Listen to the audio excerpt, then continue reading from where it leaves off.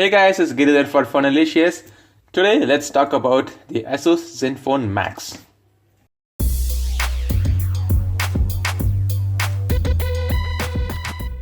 The third generation of Asus Zenphones have an identical design language. The Zenfone 3 Max looks like a merger between the Zenfone 3 and the Zenfone 3 Laser. With the Zenfone 3 Max, you get a flat mobile design with 2.5D glass on the front, meeting the metal body seamlessly. The navigation keys are not backlit. Above the display, you would find the front camera, speaker piece, and the usual set of sensors. The back of the mobile has a fingerprint sensor, which is new to the Max series. The primary camera is flanked by laser focus sensor and a dual-tone LED flash. The top has a mic and 3.5mm audio jack. At the bottom, you would find the speaker grills along with micro USB port and a mic. The mobile feels heavy to hold in the hand. Unlike the earlier Max, the Zenfone 3 Max is slimmer and feels a lot premium in the hand. The curved edges and the corners make it easy to hold in the hand and operate. It is comfortable to hold in the hand and it is not slippery, but I would still advise getting a protective case as this is a heavy mobile. Zenfone 3 Max has a 5.5-inch display capable of 1920 by 1080 Full HD resolution.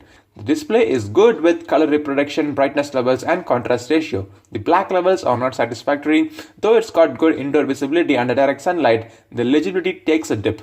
Frankly, I was expecting a better display for the price paid. Don't get me wrong, it's not a bad display, but for 18,000 rupees, it could have been a better display. The mobile is powered by a Snapdragon 430 and I don't understand this decision from Asus. There are Snapdragon 430 powered devices in the market that are available for a fraction of this price. But let us not rate the mobile on the specifications, but only on its performance. The mobile does manage to get you through the usual tasks of a day. The UI is responsive, but shows signs of lagging. Resource-intensive games and applications show signs of strain on hardware. Screen stuttering and app crash are not frequent, but it does happen.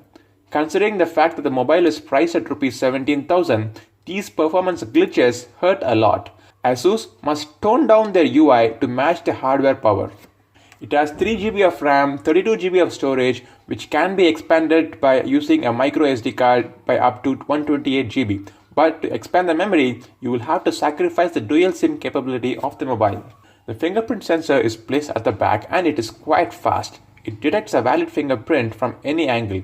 It wakes up the display from lock screen and sleep screen. Additionally, the fingerprint sensor can be used to answer incoming calls, launch camera app, and also capture photos. It is fast and accurate. The mobile supports 3G, 4G along with Vivo LTE. Call quality is superior, network latching was not a problem and there was no call drops. The audio is through a 5-magnet speaker that is powered by a smart amplifier. This is ideal for all your media consumption needs. Audio through the headphone was also decent. The mobile runs on Android 6.0.1 with Zen UI skinned on top. The Zen UI as usual comes with a truckload of pre-installed applications and a very few can be uninstalled as well.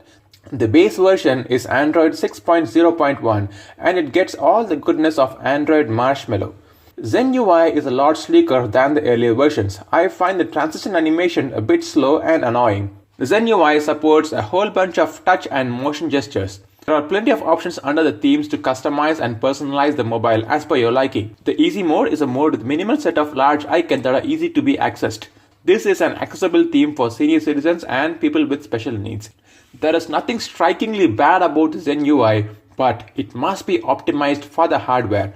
Without software optimization, the user experience is not that pleasant with the Zen UI on the Zenfone Max. The primary camera is a 16-megapixel sensor with f2.0 lens. The camera focuses by face detection autofocus and laser-assisted focusing. Asus claims that the focus speed is about 0.03 seconds. Though it is impossible to verify that figure, I can say that the focusing is fast and instantaneous. The focusing is also accurate when there is ample light.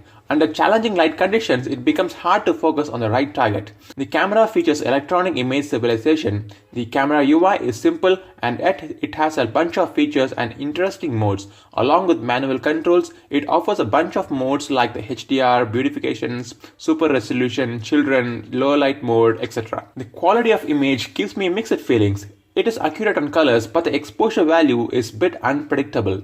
The images are generally washed out and the colors don't pop out. The saturation levels are a bit flat and not close to reality.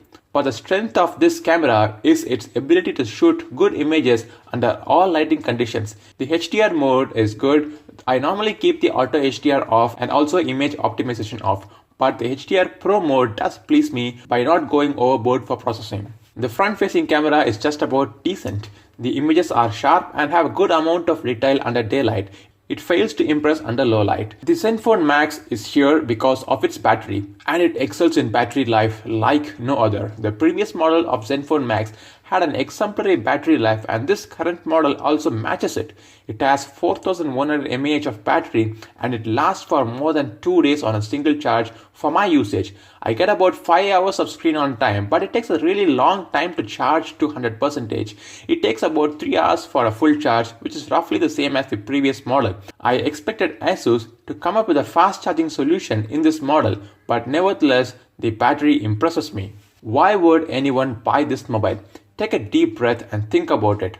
It has a cool design, a good display, a pretty low-end processor, decent camera, a resource-intensive user interface, and a great battery life. Now, are there other mobiles in the market that gives you these options?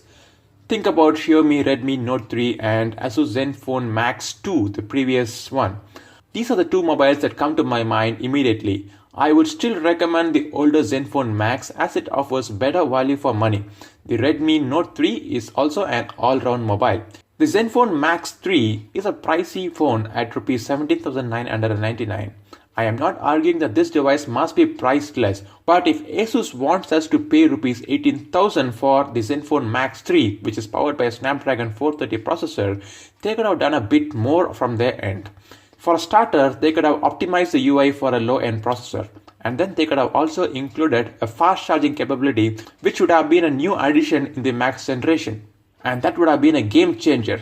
I would not recommend Asus Zenfone 3 unless you are really keen on design and battery to go together. Don't forget to subscribe to my channel. Until I see you in the next video, this is Giridhar signing off.